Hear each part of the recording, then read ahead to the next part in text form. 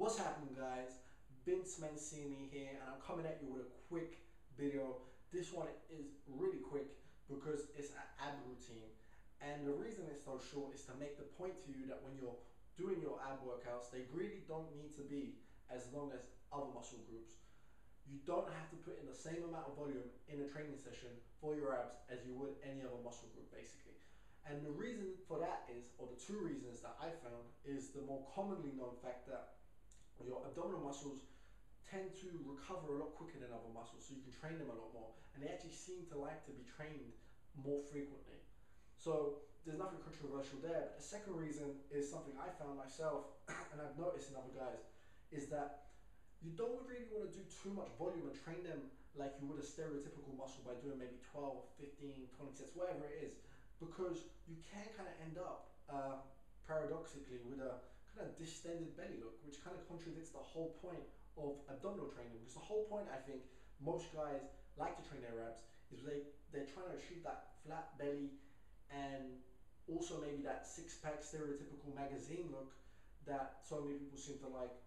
And by training too much volume, you actually end up with the opposite effect of kind of looking fat without being fat, just because you've got so much muscle hanging off your stomach.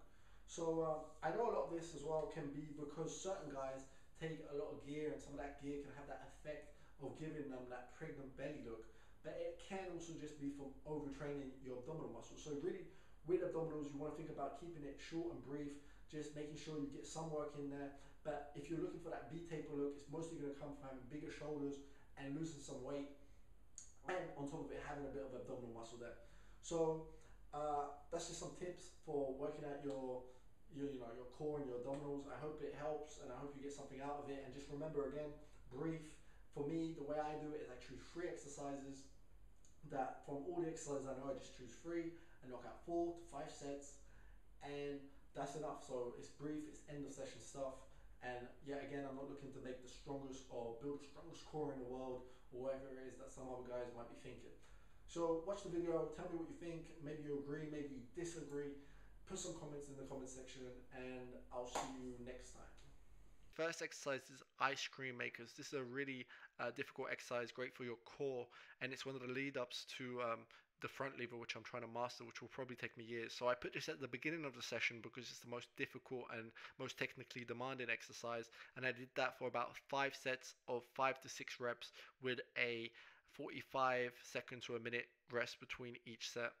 Then I jumped into this one, which is window wipers, which I supersetted with leg raises, which is the next exercise coming up. And basically, with this one, you want to make sure that you control the movement. Otherwise, you could potentially torque your back with all that rotation on your spine. You don't want to let your feet go too far beyond your hips. So it's not about high reps, it's about quality reps. So again, just be careful with that, but otherwise a great exercise. And this is leg raises. Again, I supersetted this with the previous exercise, which is window wipers.